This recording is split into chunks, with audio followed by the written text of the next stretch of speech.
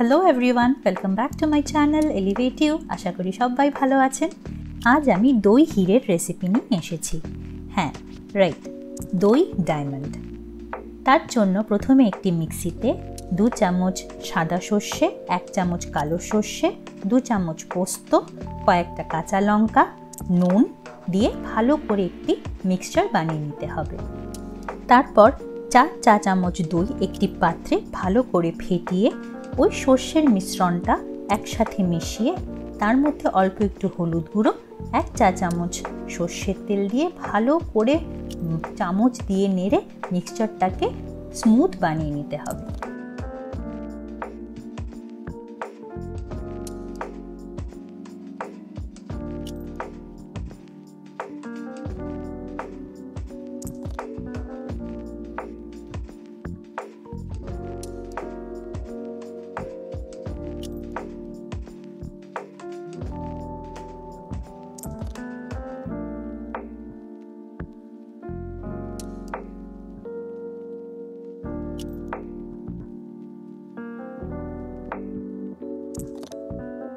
তারপর অ্যাড করতে হবে আমাদের ওই হিরের টুকরো। আমি এখানে 4 টুকরো হিরে নিয়েছি, আপনারা চাইলে তার থেকে বেশিও নিতে পারেন।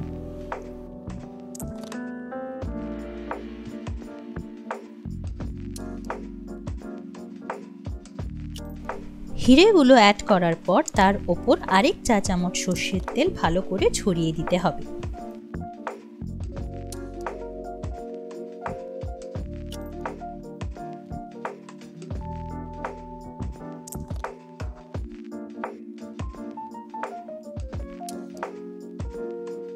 তারপর একটা বড় সাইজের বাটি, যেখানে ওই ছোট মাছের বাটিটা ধরে যাবে, সেরকম একটি বাটিতে অল্প একটু জল নিয়ে তার মধ্যে ওই মাছের বাটিটা বসিয়ে ঢেকে স্টিমে লো টু মিডিয়াম ফ্লেমে রান্না করতে হবে প্রায় 20 থেকে 25 মিনিট।